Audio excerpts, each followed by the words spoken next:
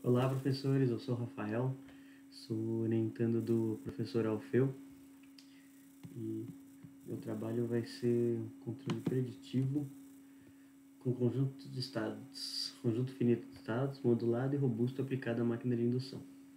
Aqui um pouquinho do que eu vou falar, o objetivo, né?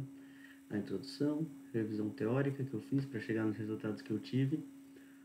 Vou propor o controle preditivo robusto modulado e mostrar a metodologia de simulação e os resultados de simulação que eu tenho até agora. Bom, o objetivo que eu tenho é propor uma técnica de controle preditivo com conjunto finito de estados, modulado e robusto para a máquina de indução. E eu vou discorrer sobre isso durante o trabalho. Primeiro, explicar, fazer uma introdução rápida do porquê o controle de máquina de indução. Grande parte do consumo elétrico mundial vem do uso dessas máquinas de indução. Grande parte por conta da facilidade que existe na ligação delas com a rede. Né? A partida delas é inerente ao funcionamento delas, então é fácil você conectar na indústria, elas ligadas diretamente na rede elétrica, né? Mas as aplicações modernas normalmente utilizam inversores, são os VFDs, né? Os drives de frequência variável. Esses inversores podem ter estratégias diferentes. Em geral, a mais comum utilizada na indústria principalmente é o soft start, que diminui o impacto do rush de corrente, né, que tem quando a máquina está parada, até ela atingir uma velocidade de trabalho.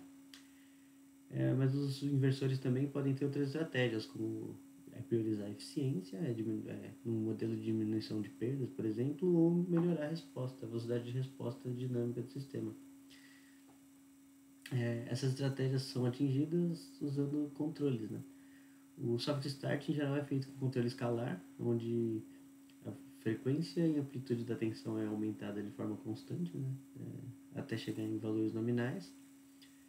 E tem o controle vetorial e o controle preditivo, que você pode usar outros modelos e controlar a máquina de outras formas. Por exemplo, diminuindo a eficiência e velocidade de resposta, como eu tinha dito. O controle preditivo é conhecido em inglês como Model Predictive Control, ou MPC. A gente não tem uma tradução direta tão simplificada assim, nem que explique tão bem o que é o controle preditivo. Mas em inglês é conhecido como MPC e o conjunto finito de estados é o Finite Control Set. O MPC ele foi modelado, né, na década de 70 para sistemas com grandes constantes de tempo. Né? São principalmente processos industriais longos e contínuos que mudam um pouco durante o tempo. Então você tem tempo de fazer todas as predições necessárias e as minimizações que precisam ser feitas né, para realizar o melhor controle possível.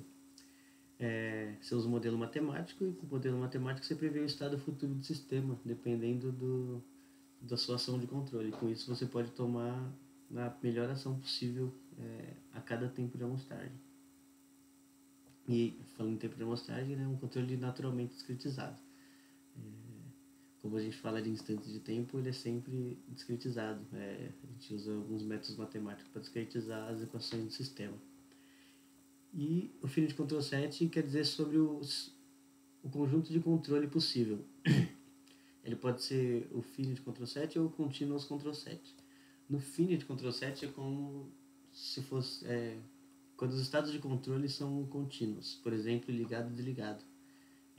Antigamente, né, nas grandes processos fabris, eram como se válvulas estivessem abertas ou fechadas. Mas na eletrônica de potência a gente tem esse conceito também. Em geral, as chaves eletrônicas conduzem ou não conduzem. Então a gente acaba usando o Finite Control Set em eletrônica de potência. Quando a gente adiciona a modulação no Finite Control Set, é conhecido como M2PC em inglês, que é o Modulated Model Predictive Control, que seria o controle preditivo modulado. Né? Uma modulação possível, que é a que vai ser abordada nesse trabalho, é o DSVM, que é o Discrete Space Vector Modulation. Ou seja, você consegue modular o vetor no espaço de estados que você tem de controle. Né? E por que que eu escolhi a máquina de indução? É uma máquina antiga, né, por assim dizer. Ela é bem conhecida na literatura. Suas tecnologias de construção e design são bem conhecidos, né, há bastante tempo. E em geral, as pessoas, os engenheiros, né, e os pesquisadores estão migrando para outras máquinas, principalmente a de imã permanente, algumas brushless DC, né, com corrente contínua, e também as máquinas de relutância síncrona.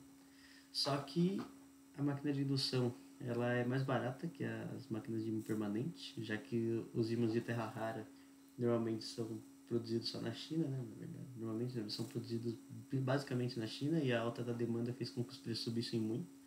Então elas são mais baratas que a de imã permanente. Elas são robustas, né, até mais robustas que a de imã permanente, porque um evento de sobrecorrente não desmagnetiza o ímã, que pode acontecer na máquina com ímãs. Ela tem uma eficiência e densidade de torque comparável às máquinas de relutância síncrona auxiliadas por ímãs, que são as máquinas que estão em mais destaque na revisão que eu fiz agora, né? Porque elas usam ímãs de ferrite comum e conseguem aumentar bastante a eficiência das máquinas em relação às máquinas de relutância síncrona só. A máquina de indução também é muito utilizada na indústria, né? E uma parte interessante é que a fabricação dela é bem conhecida. Então, muitas empresas sabem produzir a máquina de indução. E você não precisa de um ferramental tão complicado como quando você tem os ímãs no rotor. Porque o rotor é desmagnetizado, então o ferramental é mais simples para montar um rotor dentro do estator. E uma parte interessante é que ele pode ser usado em veículos elétricos, né? Esse motor aqui ao lado é o motor de um Tesla Model S. Ele usa um motor de indução, né, com rotor de cobre e refrigeração a água. E esse motor ficou em linha até hoje.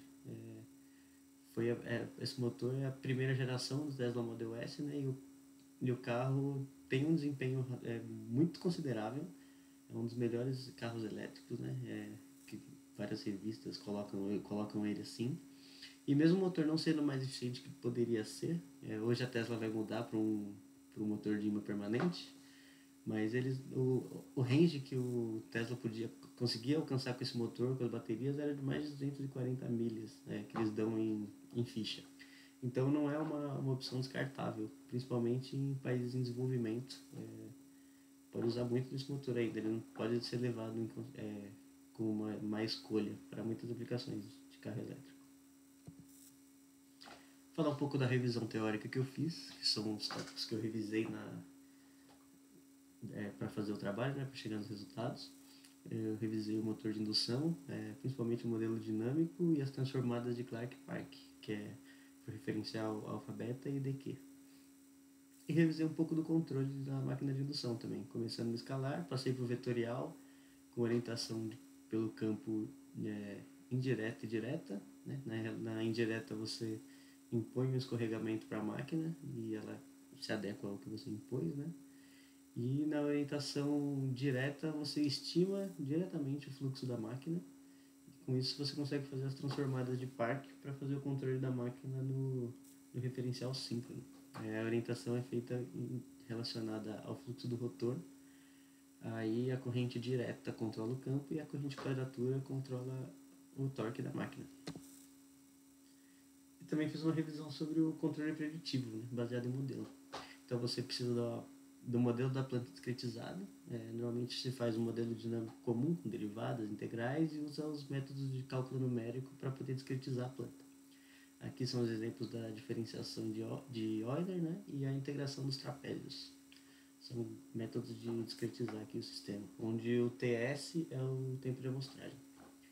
Então, depois que você discretizou o sistema, você consegue saber o estado futuro nele, dependendo de uma ação de controle que você der no instante atual, que seria o instante K. E você pode minimizar os estados com uma função de custo simples, né? Que é a somatória dos erros, né?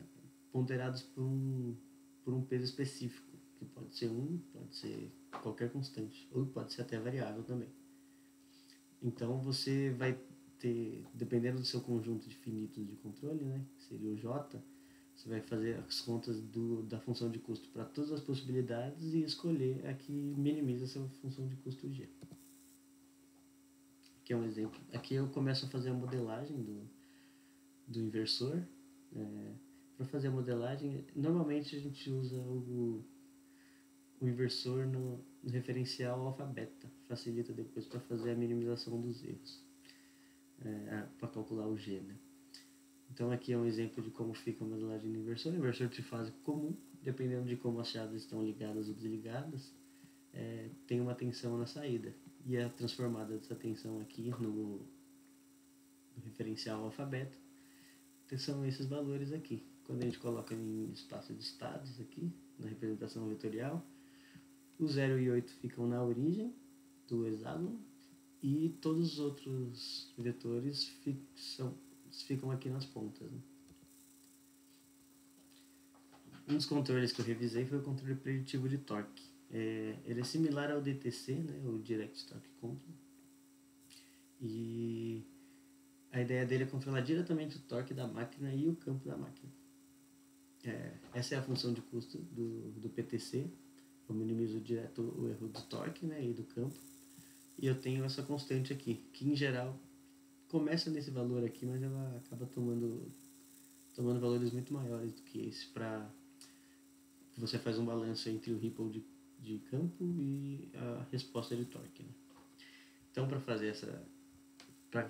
fazer essa minimização, né, eu tenho que calcular o torque e o campo do estator da máquina. Então, aqui é a função que eu uso para estimar o campo atual, e esse aqui eu estimo o campo do rotor atual da máquina. Com esses valores eu consigo passar para fazer a estimação do campo, a predição, né, do campo do estator em K+1 com essa equação, e aí eu preciso calcular o torque. O torque, a função que eu uso para calcular foi essa aqui, que eu uso a corrente futura e o complexo conjugado do campo do estator. A corrente futura eu uso essa equação aqui, onde eu uso o campo do rotor que eu já tinha estimado, a tensão que eu vou aplicar na máquina e a corrente atual da máquina. E com isso daqui eu consigo calcular o torque. Eu faço a minimização da função de custo. Isso aqui é um fluxograma de como é feito o PTC, né? Primeiro eu amostro os sensores, faço a transformada para alfa-beta da corrente, resgato os valores dos estados anteriores de tensão e campo, estimo os fluxos. Aí aqui começa a minimização da função de custo, faço a predição do campo do estator, da corrente e do torque, calculo a função de custo até eu chegar no fim do meu Ctrl 7, né? Que é, no caso do inversor trifásico simples, sem modulação, são 7 possibilidades. Aí eu escolho o J que minimiza o G. Guardo os valores atuais e aplico o vetor na carga, o vetor que eu tinha encontrado na carga. Aí eu adiciono modulação depois para ver a efetividade da modulação, como que vai ser a resposta dela. E aqui é o DSVM. A ideia do DSVM é eu dividir o tempo de amostragem em uma quantidade fixa, né, em uma constante. Aqui eu dividi em 3. E nesse tempo de amostragem, a cada 1/3 desse tempo de amostragem, eu vou aplicar um vetor. A ideia do DSVM, na verdade, é diminuir o custo computacional e aumentar a eficiência do sistema. Em teoria, não tem tanta diferença como se eu, em relação a aumentar a frequência de amostragem aqui em 3 vezes. Só que se eu aumento a frequência de amostragem em 3 vezes, eu tenho 1/3 do tempo que eu tinha antes para fazer os cálculos. E pode ser que eu não conseguisse, que o DSP que eu estivesse utilizando não conseguisse fazer isso. Então eu faço essa minimização aqui e com 3 vetores eu acabo chegando em 37 possibilidades de vetores, né? Esses aqui são os exemplos de tensão média, os vetores de tensão média, né? Aqui nas extremidades do hexágono eu tenho, se eu aplicar o vetor durante os 3 períodos, né, que seria um período de amostragem inteiro. E aqui são os vetores possíveis que eu tenho, dependendo se eu aplicar um vetor nulo ou um outro vetor de tensão nesse tempo de amostragem, em cada terço do tempo de amostragem. As equações são as mesmas que eu usei no PTC, só que em vez de fazer a minimização aqui para cada vetor, eu faço pela média que eu tenho dos 3 aqui. Aí para fazer essa minimização eu fiz uma lookup, né, uma tabela de constantes aqui para eu passar pelas 37 possibilidades. Aí depois que eu fiz essa revisão toda, eu passei para o controlador preditivo robusto. Ele não é um controle direto, né, ele é um controle de corrente no referencial DQ. E isso é interessante porque facilita também o controle de potência da máquina. Pode ser usado em geração também ou em estratégias de minimização de perdas. Ele é robusto, né? A variação paramétrica. Ele usa um modelo robusto para que variação, principalmente na resistência e pequenas variações nas indutâncias, não atinjam muito a performance do controlador. Ele tem uma dinâmica rápida. Ele tem auxílio de uma porção dead bit no controle para melhorar a robustez, e ele usa o Finite Control Set, com e sem modulação, né, para escolher o melhor estado de chaveamento.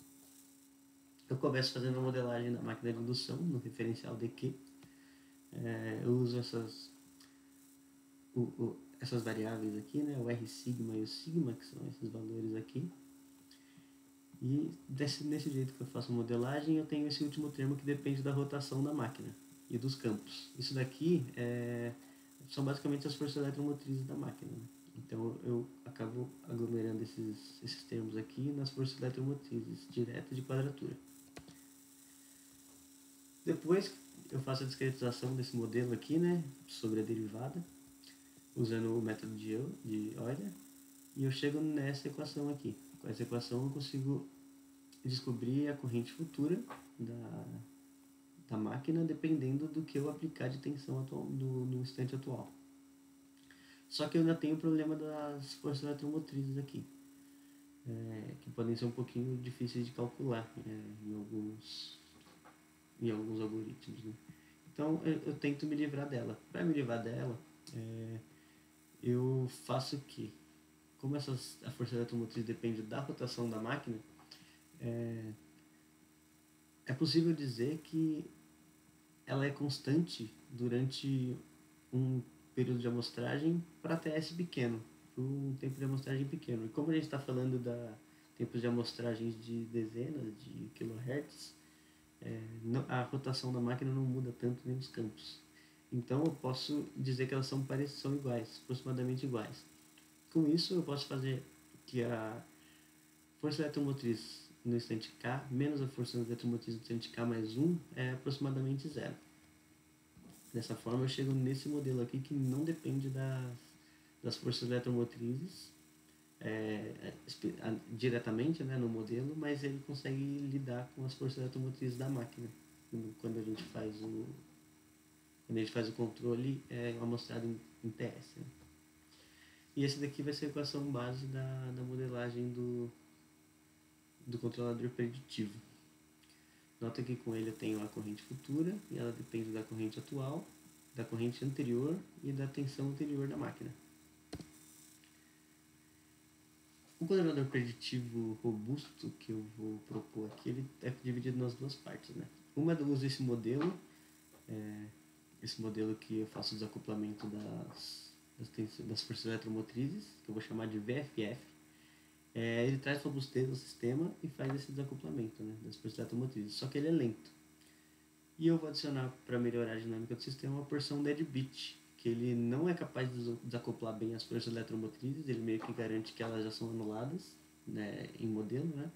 Só que ele tem uma dinâmica rápida de resposta, ele gera uma referência rápida de resposta aqui para atingir a referência futura. Eu vou chamar essa porção dead bit de VFB. Para calcular a VFF, eu uso aquela mesma equação, só que eu considero que eu vou atingir a corrente necessária aqui. Dessa forma, se eu forço atingir a referência em K mais 1, eu vou ter uma referência de tensão ótima aqui para atingir essa referência. Só que, fazendo diretamente essa mudança aqui, eu fico com os valores alternados de referência, tanto aqui quanto aqui. Então eu posso só atrasar a referência em uma amostra, que na prática só vai atrasar a resposta do sistema em pelo menos um período de amostragem, mas como a gente está falando de períodos muito pequenos, isso não impacta tanto a performance do sistema. E eu vou ter essas duas equações aqui, que eu calculo a tensão de referência de quadratura e a direta. E ver aqui a parte de robustez fica notável aqui, dependendo dos erros que eu tenho de corrente. Se eu não tiver erro de corrente nos instantes passados, essas duas porções aqui vão a zero. E eu só preciso dessa porção aqui, que é uma porção necessária para fazer o acoplamento das forças eletromotrizes. Aí a parte dead bit, né, que é o VFB, eu calculo dessa forma aqui. Eu faço que o erro de corrente, a diferença de corrente no futuro vai depender da diferença de corrente atual aqui, né, entre a referência e a corrente atual. E eu quero que esse erro seja zero, independente da corrente, do erro de corrente que eu tenho atual. Né? Então, modelagem do dead bit, eu tenho que levar esse valor aqui, os polos desse valor aqui, dessa função de transferência, na origem do plano Z. Aí, usando o modelo da máquina, eu consigo fazer isso com esses dois ganhos aqui. E essa parte também traz robustez, porque esse R sigma aqui é multiplicado por TS. Então, as variações em R sigma, que contam as resistências da máquina, né, vão ser multiplicadas por uma constante muito pequena aqui, o que vai acabar mitigando os erros, né, pelo erro de estimação. O inversor é modelado da mesma forma que o PTC. Ele pode ser o simples ou o modulado, né? Só que no PTC eu faço a modulação no referencial alfa-beta. E aqui eu também faço. Só que a minha referência de tensão é em dq. Então eu tenho que fazer uma transformada inversa, seria, né? Para levar o dq para o alfa-beta. Aí sim eu minimizar a função de custo G. E aqui no caso do DSVM, né, seria a mesma coisa, só que eu calcularia os erros dependendo da tensão média que eu tivesse na saída do inversor no tempo de amostragem. Aqui você pode usar, para calcular os erros, você pode usar o módulo dos erros ou o erro quadrado. Tem alguns artigos bem referenciados que falam para usar, que é mais vantagem usar o quadrado do erro, porque os erros se relacionam melhor com as energias envolvidas nos processos. Né? Como aqui a gente está falando de duas porções, né, alfa, beta da tensão, isso não tem tanto impacto, mas quando você tem outros estados, isso daí pode dar diferença, se tem outros estados independentes. Né? Esse aqui é um fluxograma do controlador preditivo. A ideia é que o primeiro amostre os valores dos sensores, faça a transformada, resgata os estados anteriores, aí eu calculo os ganhos de VFB, calculo o VFB, calculo o VFF, aí daqui eu vou ter a referência ótima da tensão de controle, transformo essa referência por referencial alfa-beta, né? Daí eu minimizo a função de custo, achando o J que minimiza o G. Quando eu encontro o J, eu guardo os valores que eu vou atrás, né, que eu tinha lido dos sensores e o que eu apliquei na carga, e eu aplico o vetor J na carga que minimizou o G. Aqui eu deixei separado essa parte de estimação de fluxo, porque você pode estimar o fluxo de duas formas. Pode ser orientação direta ou indireta. Esse controle funciona se você orientou corretamente, né, a máquina em relação ao campo do rotor. E normalmente quando você faz uma estimação direta do fluxo, do ângulo do fluxo, é interessante que você tenha no DSP às vezes um outro núcleo ou uma frequência de amostragem maior para diminuir os erros de estimação, né, do ângulo, que podem levar a erro de orientação e degradar a performance do controlador. Ou você pode impor o escorregamento da máquina e impondo o escorregamento da máquina você faz todas as transformadas também. Só por esse motivo, que podem ser as duas formas diferentes, eu coloquei um fluxograma separado. Aqui é um diagrama de bloco de controle para orientação direta. Na orientação direta eu uso as grandezas de terminal da máquina e para obter o ângulo do fluxo do rotor. Aí com a corrente aqui, né, atual, eu consigo calcular VFF, VFB, transformar e minimizar G. Aqui é no caso de orientação indireta, em vez de fazer a estimação, né, do fluxo, eu faço a imposição do escorregamento. Só que aí eu preciso de um sensor de rotação da máquina. Agora eu vou entrar numa melhoria que tem nesse controlador, que é a compensação de atraso. A ideia da compensação de atraso é que eu amostro todos os valores no início do tempo de amostragem, no exemplo que eu dei. Quando eu faço isso, eu levo um tempo para terminar os cálculos e depois eu ajo na máquina. Só que eu considerei que era tudo feito no início do tempo de amostragem. Esse atraso pode levar a erros e degradar a resposta do sistema. Um jeito de se livrar disso é fazer a predição para um tempo de amostragem à frente. Então a ideia é que eu vou calcular para K mais 2 enquanto eu estiver em K. Então, mesmo que eu demore um tempo de amostragem inteiro, quando eu chegar em K, eu já tenho calculado, quando eu chegar no instante K, né, eu já tenho calculado o valor que eu vou aplicar em K e vou partir para o cálculo de K mais 2. Eu uso o mesmo modelo, só que eu faço um shift aqui, né, nas amostras, eu passo elas uma para frente. É o mesmo modelo, só que passado uma para frente. O problema é que aqui me aparece a corrente em K mais 1, que eu não tenho. Eu estou no instante K, né? Então eu tenho que fazer a predição do K mais 1. Aqui no controlador deadbeat também aparece a corrente em K mais 1. Então é ela que eu vou ter que encontrar ela, vou ter que fazer a predição dela para fazer a minimização aqui do G.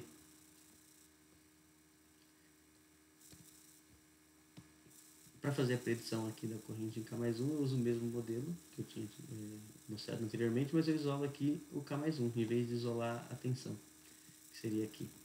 E com essa equação aqui eu consigo estimar, dados os estados atuais que eu tenho da máquina, e os estados anteriores, né? O V em K mais 1 é o estado que eu estou aplicando na máquina e o VK é o que eu apliquei. Tem um diagrama aqui no próximo slide para mostrar bem isso. Aí eu consigo obter a corrente futura da máquina. Aí depois que eu obtenho a corrente futura, eu calculo a tensão ótima e depois minimizo a função de custo. Aqui é um diagrama de como são as amostras, né? E esse daqui é um fluxograma de como funciona esse controle.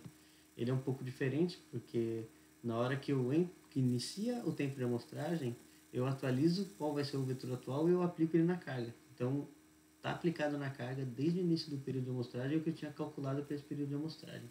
Aí, a partir daí, eu faço a imposição de escorregamento ou estimação do fluxo aqui, amostro os sensores, que é, na verdade, só a corrente, né? Faço as transformadas dos sensores para o referencial DQ, estimo a corrente no instante futuro, calculo VFF e VFB para K mais 2, minimizo a função de custo e guardo qual vai ser o valor em K mais 2, o valor futuro. Aí eu armazeno os estados atuais e aguardo o fim do tempo de amostragem. Quando chega no fim do tempo de amostragem, volto aqui e eu já aplico o vetor que eu já calculei no período anterior. Esse aqui é um diagrama de blocos de como é o controlador preditivo robusto com compensação de atraso, né? O que muda principalmente aqui é essa necessidade de fazer a predição da corrente em K mais 1. A metodologia de simulação que eu fiz foi usando o Simulink e o MATLAB. Eu simulei o PTC e o PTC com DSVM para validar, né, a teoria da modulação. E eu fiz o controlador robusto, simples e com DSVM também, com essa compensação de atraso e também com variação de parâmetro para fazer o teste. E uma outra coisa que eu achei interessante foi essa forma de aplicar o controlador. Eu fiz como se fosse uma função no MATLAB, então fica muito mais direta o modo de programar que seria de um DSP. Então aqui embaixo eu tenho os blocos nativos do MATLAB, da máquina e do inversor, e aqui eu tenho uma função que funciona como se fosse uma rotina do controlador. Esses são os resultados de controle de torque, né? Em malha aberta, não, mas sem controle de velocidade, do PTC, com e sem modulação. Dá para ver aqui, as imagens estão na mesma escala, que diminuiu bastante o espalhamento aqui no campo. E no torque dá para ver a mesma coisa aqui. As duas imagens estão na mesma escala também. O Ripple diminuiu de forma notável visualmente. Aí, para confirmar esse resultado, né, eu fiz uma simulação em velocidade constante, para obter um detalhe de corrente em frequência fixa aqui, para tirar o THD de forma correta da máquina. Né? E o THD que eu tive aqui em carga nominal foi de 12%, quase 13% no THD de corrente, sem a modulação, e desceu para 5,7% quando eu adicionei a modulação. E aqui no detalhe das correntes dá para ver que teve uma melhora notável no Ripple, né, das correntes.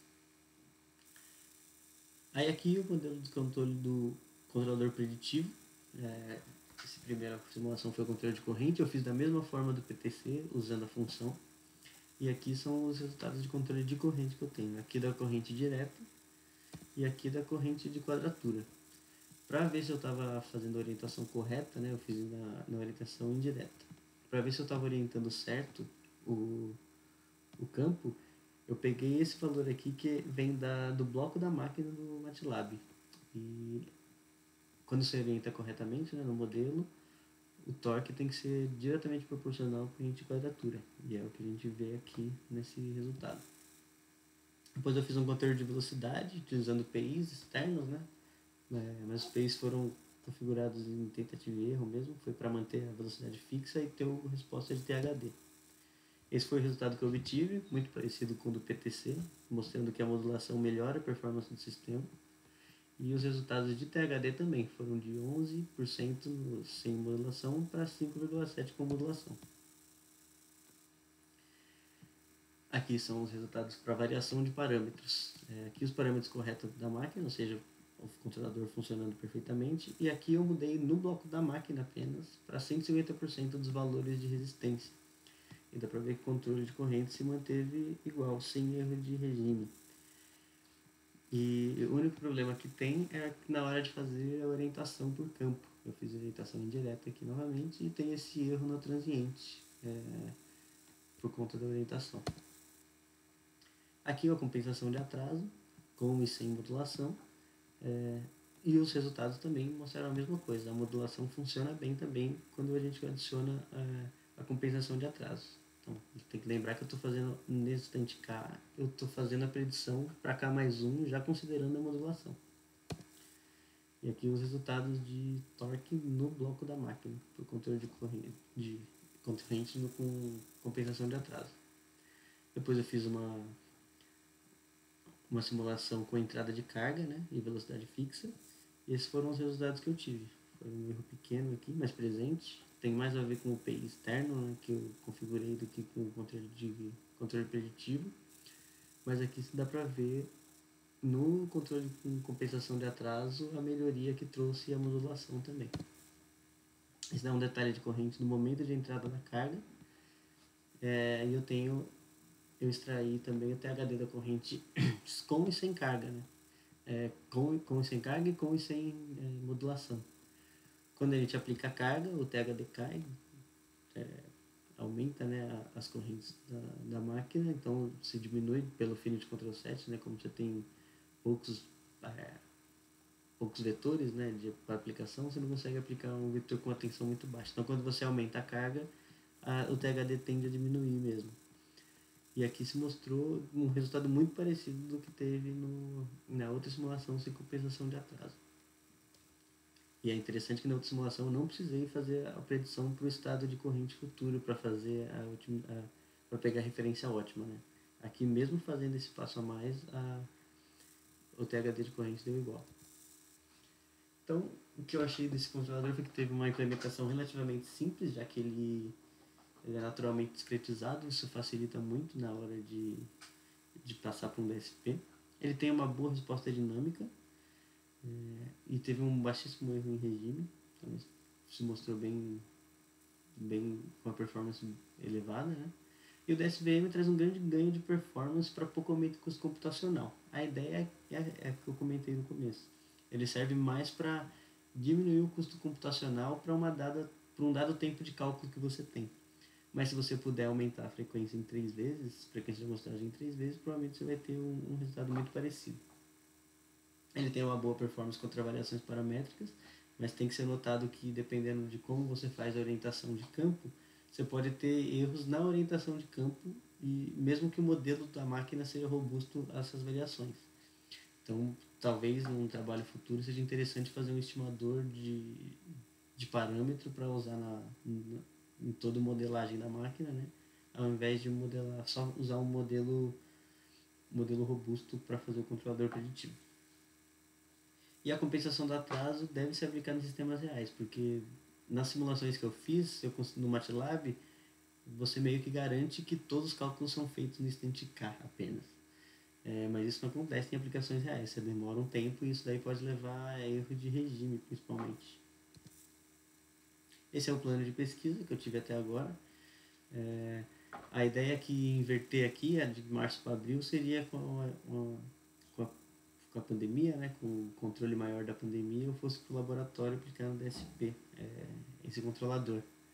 Por isso que eu deixei o plano assim. Mas pode ser que tenha alguns atrasos nesse cronograma por conta do enrijecimento das normas, né, de distanciamento social. E a produção decente eu entrei como coautor aqui no artigo no Simpósio Brasileiro de Sistemas Elétricos. Foi em topologia de conversores conectados à rede, de trabalhos que eu fiz anteriormente no inversor fonte dividida, né, o split source, e no fonte Z. E essa foi a minha apresentação da qualificação. Muito obrigado a todos.